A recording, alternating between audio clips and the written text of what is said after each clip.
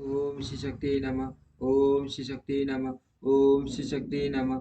ओम श्री शक्ति नमः। योग मार्ग के विघ्न सीधी शुष्क उपसर्ग तथा पृथ्वी से लेकर बुद्धि तत्व पर्यंत ऐश्वर्य गुणों का वर्णन शिव शिवा के ध्यान की महिमा। उपमन्यु जी कहते हैं श्री कृष्ण आलस्य तीक्ष्ण व्याधिया पर परमार स्थान संशय अन्वष्टि असरदा भ्रांति दर्शन दुख दौर्मस्य और विषय लोलुपता ये 10 योग साधन में लगे हुए पुरुषों के लिए योग मार्ग के विघ्न कहे गए हैं। योगियों के शरीर और सीट से जो जो अलसता का भाव आता है उसी को यहाँ आलस्य कहा गया है। वात पीठ और कफ इन धातुओं की विषमता से जो दोष उत्पन्न होते हैं उन्हीं को व्याधि कहते हैं। कर्म दोष से इन व्याधियों की उत्पत्ति होती है और असावधानी के कारण योग के साधनों का न हो पाना प्रसाद है। यह है या नहीं, इस प्रकार अभय कोटि से आक, आक्रांत हुए ज्ञान का नाम निष्ठान संशय है। मन का कहीं स्थिर न होना होना ही अन अनवस्थित स्थिरता चित्त की अस्थिरता है। योग मार्ग में भाव रहित अनुराग शून्य जो मन की वृत्ति है उसी को श्रद्धा कहा गया है।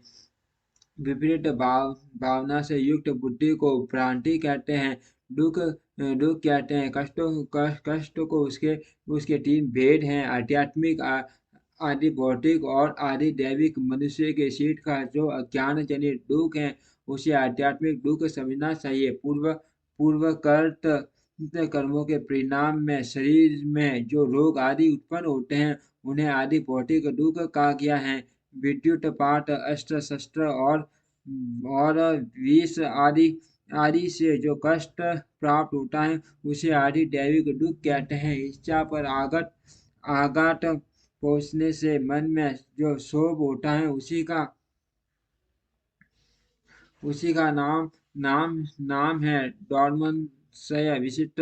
विचित्र विषयों में जो सुख का भ्रम है वही विषय लोलुपता है। योग परायण योगी के इन विघ्नों के शांत हो जाने पर जो दिव्य उपसक विघ्न प्राप्त होते हैं वे सिद्धि के सूचक हैं। प्रतिभा श्रवण वार्ता दर्शन आस्वाद और वेदना ये 6 प्रकार की सिद्धियां ही उपसर्ग कहलाती हैं जो योग शक्ति के अपव्यय में कारण होती हैं। जो पदार्थ अत्यंत सूक्ष्म हो किसी की ओट में हो काल में रहा हो बहुत दूर हो अथवा भविष्य में होने वाला हो उसका ठीक ठीक प्रतिभास ज्ञान हो जाना प्रतिभा कहलाता है। सुनने का प्रयत्न न करने पर भी संपूर्ण शब्दों का सुनाई देना श्रवण कहा गया है। समस्त देहधारियों की बातों को समझ लेना वार्ता है। दिव्य पदार्थों का बिना किसी प्रयत्न के दिखाई देना रसन कहा गया है। दिव्य रसों का स्वाद प्राप्त होना आस्वाद कहलाता है। अंतम करण के द्वारा दिव्य स्पर्शों का तथा ब्रह्मलोक तक के गणदारी दिव्य भोगों का अनुभव वेदना नाम से विख्यात है। सिद्ध योगी के पास स्वयं ही रतन उपस्थित हो जाते हैं और बहुत सी वस्तुएं प्रदान करते हैं। मुख से इच्छा अनुसार नाना प्रकार की मधुर वाणी निकलती हैं। सब प्रकार के रसायन और दिव्य औषधियां सिद्ध हो जाती हैं। देवकना इस योगी को प्रणाम करके मनोवांछित वस्तुएं देती हैं। योगा सिद्धि के एक देश का भी साक्षात्कार हो जाए तो मोक्ष में मन लग जाता है। यह मैंने जैसे देखा या अनुभव किया है उसी प्रकार मोक्ष भी हो सकता है। करस्यता स्थूलता बाल्यावस्था वृद्धावस्था युवावस्था नाना जाति का स्वरूप पृथ्वी जल अग्नि और वायु इन 4 तत्वों के शरीर को धारण करना नित्य अपार्टी एवं मनोरगण को ग्रहण करना ये पार्टी ऐश्वर्य के 8 गुण बताए गए हैं। जल में निवास करना पृथ्वी पर ही जल का निकल आना इच्छा करते ही बिना किसी आतुरता के स्वयं समुद्र को भी पी जाने में समर्थ होना, इस संसार में जहाँ चाहे वही जल का दर्शन होना, घड़ा आदि के बिना हाथ में जल राशि को धारण करना, जिस विरस वस्तु को भी खाने की इच्छा हो उसका तत्काल सरस हो जाना, जल, तेज और वायु, इन तीन तीन तत्वों के शरीर को धारण करना तथा देह देह का फोड़े, पुंसी और घाव आदि से रहित होना। पार्टी ऐश्वर्य के 8 गुणों को मिलाकर ये 16 जलीय ऐश्वर्य है, अद्भुत गुण हैं। शरीर से अग्नि को प्रकट करना, अग्नि के ताप से जलने का भय दूर हो जाना, यदि इच्छा हो तो बिना किसी प्रयत्न के इस जगत को जलाकर भस्म कर देने की शक्ति का होना, पानी के ऊपर अग्नि को स्थापित कर देना, हाथ में आग धारण करना, सृष्टि को जलाकर फिर उसे ज्यों का त्यों कर देना, समता का होना, मुख में अन्न आदि को पचा लेना तथा तेज और वायु दो ही तत्वों से शरीर को रस लेना, ये 8 गुण जलीय ऐश्वर्य के उपयुक्त 16 गुणों के साथ 24 होते हैं। ये 24 तेजस ऐश्वर्य के गुण कहे गए हैं। मन के समान वेगशाली होना, प्राणियों के भीतर क्षण भर में प्रवेश कर जाना, बिना प्रयत्न के ही पर्वत आदि के मान भार को उठा लेना, भारी हो जाना, हल्का होना, हाथ में वायु को पकड़ लेना, अंगुली के अग्रभाग की चोट से भूमि को भी कंपित कर देना, एकमात्र वायु तत्व से ही शरीर का निर्माण कर लेना। ये 8 गुण तेजस ऐश्वर्य के 24 गुणों के साथ 32 हो जाते हैं। विद्वानों ने वायु संबंधी ऐश्वर्य के ही 32 गुण स्वीकार किए हैं। शरीर की साया का न होना, इंद्रियों का दिखाई न देना, आकाश में इच्छा अनुसार विचरण करना, इंद्रियों के संपूर्ण विषयों को समन्वय होना, आकाश को लागना, अपने शरीर में उसका निवेश करना, आकाश को पिंड की भांति ठोस बना देना और निराकार होना, ये 8 गुण अग्नि के 32 गुणों से मिलकर 40 होते हैं। ये 40 ही वायु संबंधी ऐश्वर्य के गुण हैं। यही संपूर्ण इंद्रियों का ऐश्वर्य है। इसी को एंत्र एवं आम्बर आकाश संबंधी ऐश्वर्य भी कहते हैं। इच्छा अनुसार सभी वस्तुओं की उपलब्धि, जहाँ चाहे वहाँ निकल जाना, सबको अभिभूत कर लेना, संपूर्ण ग्रह अर्थ का दर्शन होना, कर्म के अनुरूप निर्माण करना, सबको वश में कर लेना, सदा प्रिय वस्तु का ही दर्शन होना और एक ही स्थान से संपूर्ण संसार का दिखाई देना। ये 8 गुण पूर्वोक्त इंद्रिय संबंधी ऐश्वर्य गुणों से मिलकर 48 होते हैं। चांद्रमस ऐश्वर्य इन 48 गुणों से युक्त कहा गया है। यह पहले की ऐश्वर्यों से अधिक गुण वाला है। इससे मानस ऐश्वर्य भी कहते हैं। चेतना, पीटना, बांधना, खोलना, संसार के वश में रहना, समस्त प्राणियों को ग्रहण करना,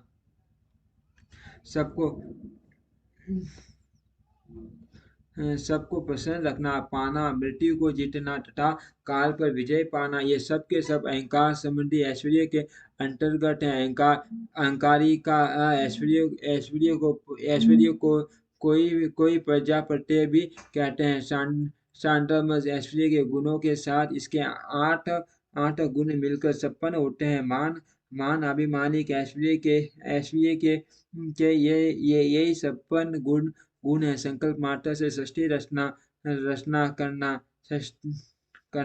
पालन करना, श्रृंगार करना, सबके ऊपर अपना अधिकार स्थापित करना, प्राणियों के शीत को प्रेरित करना, सबसे अनुपम होना, इस जगत से पृथक नए संसार की रचना कर लेना तथा शुभ को अशुभ और अशुभ को शुभ कर देना, यह बौद्ध ऐश्वर्य है।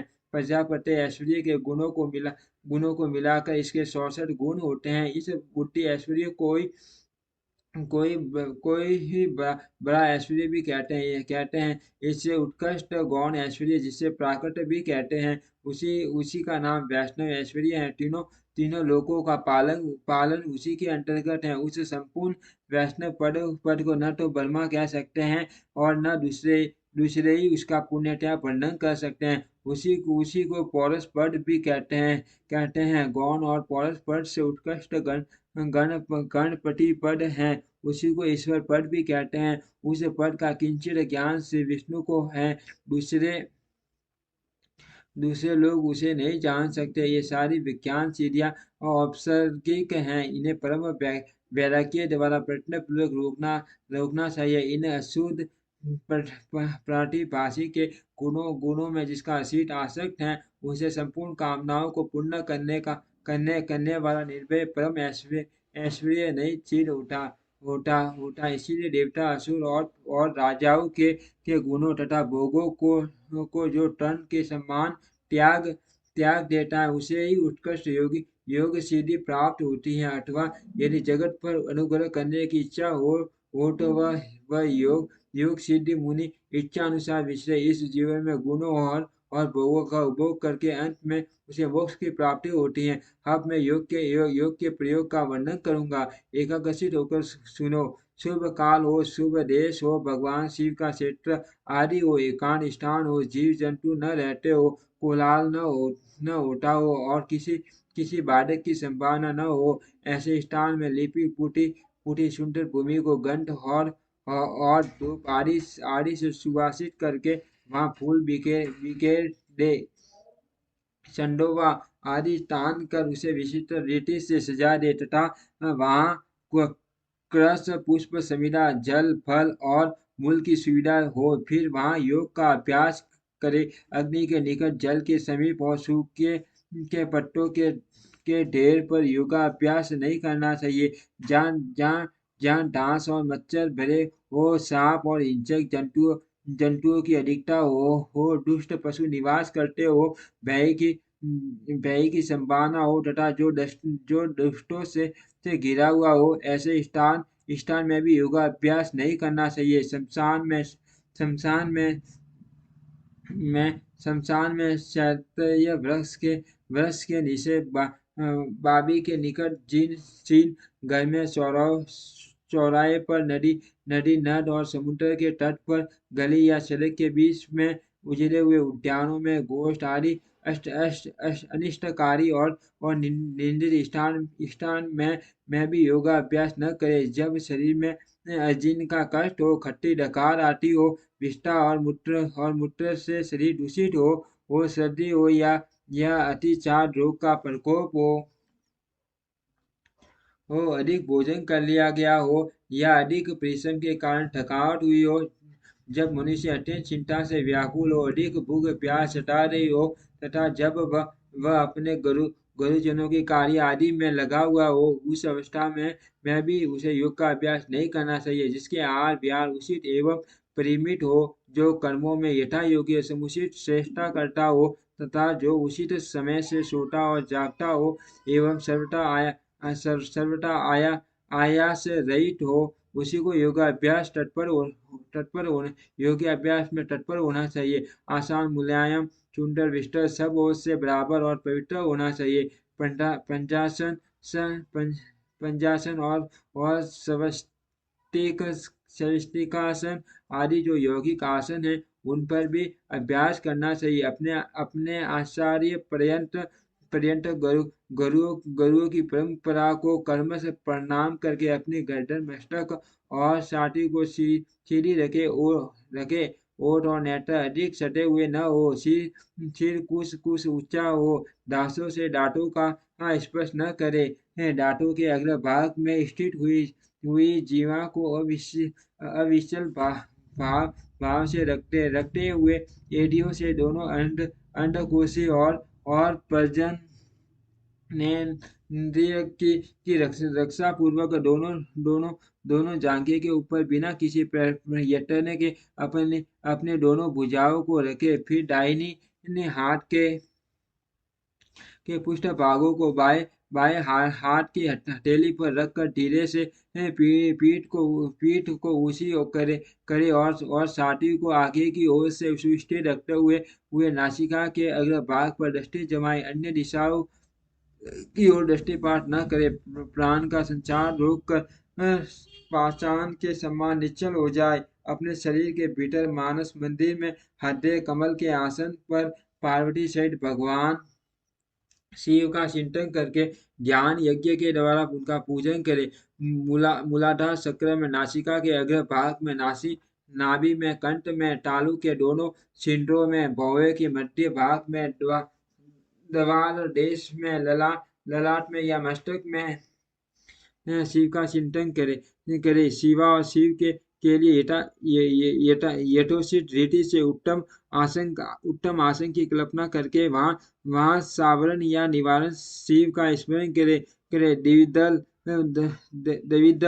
चतुर्दल षटदल दश दल द्वादश दल अथवा षोडश दल कमल के आसन पर विराजमान शिव का विधिवत स्मरण करना चाहिए।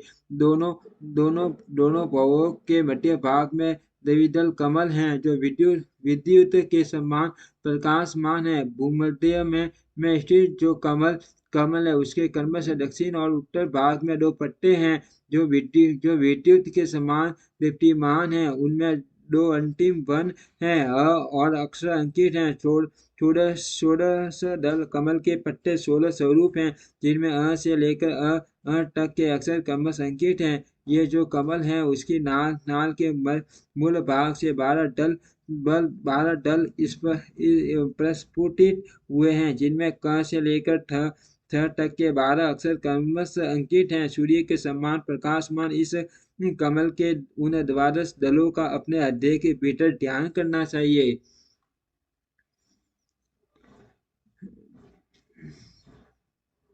हृदय के भीतर ध्यान करना चाहिए।